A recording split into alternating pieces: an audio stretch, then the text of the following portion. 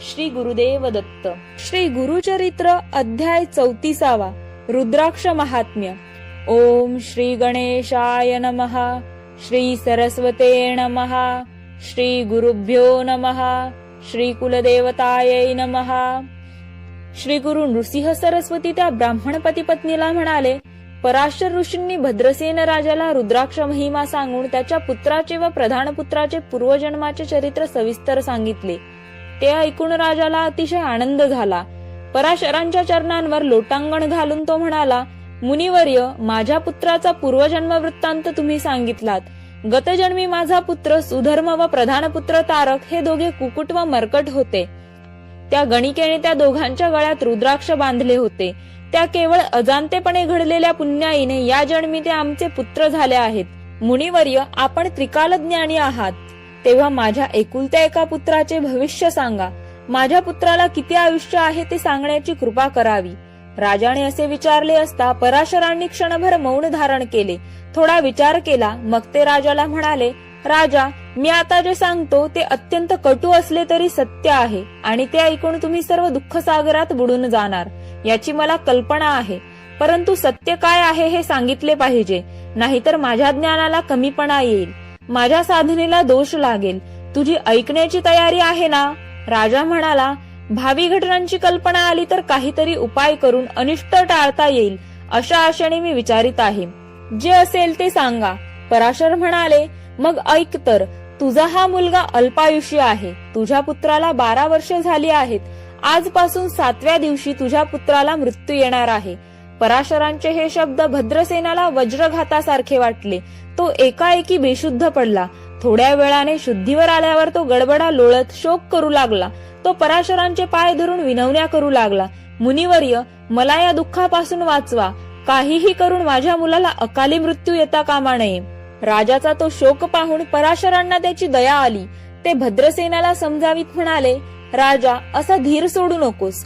या संकटावर मात करायची असेल तर त्या शूलपाणी शिवशंकराला शरण जा. त्याची आराधना कर. त्या शिवाच्याच इच्छेने ही सृष्टी निर्माण झाली आहे. ब्रह्मदेवांनी विश्व निर्माण करावे यासाठी स्वतः शिवशंकरांनी ब्रह्मदेवाला 4 वेदांचा उपदेश केला. या 4ही वेदांचे सार म्हणजे रुद्राध्याय. हा रुद्राध्याय म्हणजे प्रत्यक्ष मीच आहे असे स्वतःच शंकरांनी सांगितले आहे. शिवशंकरांना प्रसन्न करण्याचा अत्यंत सोपा उपाय म्हणजे रुद्राध्यायी प्रार्थनेचा सतत पाठ करणे. या रुद्राध्यायाचे जे कोणी भक्तिभावाने परमश्रद्धेने श्रवण पठण करतील त्यांच्या दर्शनाने इतर लोक उद्धरून जातील. हा रुद्राध्याय शंकरांनी ब्रह्मदेवांना सांगितला. ब्रह्मदेवांनी इतर ऋषींच्या मुखाने पृथ्वीवर आणला. त्या शतरुद्रीयापेक्षा श्रेष्ठ मंत्र दुसरा नाही. सर्व पापे, अपमृत्यू आणि दुरित नष्ट करणारा व 4ही पुरुषार्थ प्राप्त करून देणारा हा रुद्राध्याय मंत्र आहे. कामक्रोधादी विकारांपासून घडणारी सर्व प्रकारची पापे रुद्राध्यायाच्या प्रभावाने नष्ट होतात. रुद्राध्यायाचा पाठ करणाऱ्यांसमोर येण्यास यमदूत सुद्धा घाबरतात. मात्र या रुद्राचा जप गर्वाने, उभे राहून, निजून, अपवित्रपणे श्रद्धेशिवाय करू नये. रुद्राभिषेकाचे जल हे तीर्थ म्हणून प्राशन करावे. त्याने पापांचे विमोचन होते. रुद्र म्हणून शिवपूजन करणारा शतायुषी होतो. मी तुला एक उपाय सांगतो. तो केल्यास तुझ्या पुत्राचे आयुष्य वाढेल, गंडांतर टळेल. यासाठी भगवान शंकरांवर 10,000 रुद्रावर्तनांनी अभिषेक कर. 100 घटांची स्थापना कर.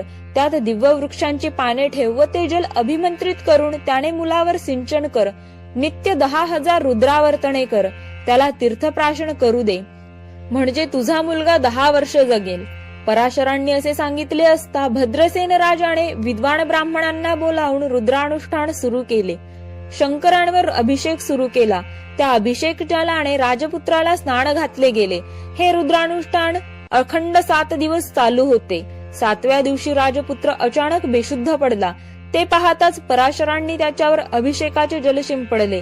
ब्राह्मणांनी दिलेल्या मंत्राक्षता त्याच्यावर टाकल्या. त्यावेळी सूक्ष्म रूपाने तेथे आलेले यमदूत राजपुत्राच्या जवळ येऊ शकले नाहीत. त्यांनी यमपाश टाकून प्राण खेचण्याचा खूप प्रयत्न केला, पण त्याचा काहीही उपयोग झाला नाही. त्यावेळी दंडधारी शिवदूत तेथे आले. त्यांनी यमदूतांना झोडपून काढून पळवून लावले. त्यामुळे राजपुत्र शुद्धीवर आला. ते पाहून भद्रसेनाच्या डोळ्यातून आनंदाश्रू वाहू लागले. पराशरांना आनंद झाला. ते राजाला म्हणाले, राजा, आपण जिंकलो. तुझ्या पुत्रावरील मृत्यूचे गंडांतर गेले. मग त्यांनी सुधर्माला विचारले, बाळा, जे काही झाले त्यातले तुला काही आठवते का? सुधर्म म्हणाला, एक महाभयंकर काळ पुरुष मला पकडून नेण्याच्या बेतात होता. त्यावेळी तेथे दिव्य पुरुष धावत आले. ते दोघेही शिवशंकरांसारखे दिसत होते. त्यांनी त्या काळ पुरुषापासून माझी सुटका केली. हे ऐकताच राजा भद्रसेन शंकरांचा जय जयकार करू लागला. नगरामध्ये सगळीकडे आनंदोत्सव सुरू झाला. राजाने भरपूर दानधर्म केला. सर्व ब्राह्मणांना भोजन व दक्षिणा देऊन त्यांचे आशीर्वाद घेतले. पराशरांना महास्थानावर बसवून त्यांचा मोठा सन्मान केला. त्याच वेळी नारद मुनी तेथे आले. राजाने त्यांचा सन्मान करून विचारले, मुनिवर्य, आपण अवघ्या त्रैलोक्यात संचार करता, तेव्हा आपणास काही अपूर्व असे आढळले का? नारद मुनी म्हणाले, मी कैलासलोकी गेलो होतो. त्यावेळी यम वीरभद्राला जाब विचारण्यासाठी आला होता. माझ्या दूतांना शिवदूतांनी पिटाळून लका लावले असे यमाने विचारले असता वीरभद्र त्याला म्हणाला, तू भद्रसेनाच्या मुलाला कोणत्या आज्ञेने नेत होतास? त्याला 10,000 वर्षांचे आयुष्य आहे. तो सार्वभौम राजा होणार आहे, हे तुला माहित नाही का? तू आपल्या मर्यादा का ओलांडल्यास? चित्रगुप्ताकडे काय नोंद आहे ती पहा. मग यमाने चित्रगुप्ताला खुलासा विचारला.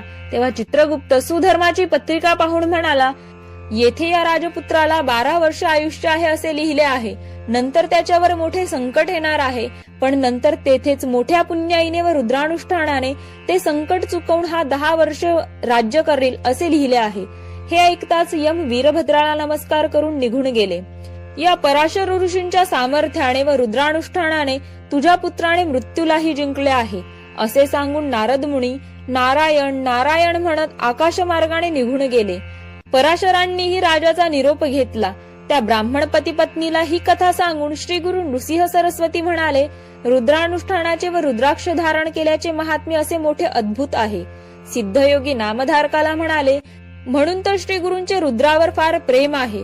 श्री गुरु रुद्रस्वरूप आहेत, म्हणून रुद्राध्यायाने त्यांची पूजा करावी. अशा रीतीने श्री गुरुचरित्रामृतातील रुद्राक्ष महिमा नावाचा अध्याय 34वा समाप्त. श्री गुरु दत्तात्रेयार्पणमस्तु.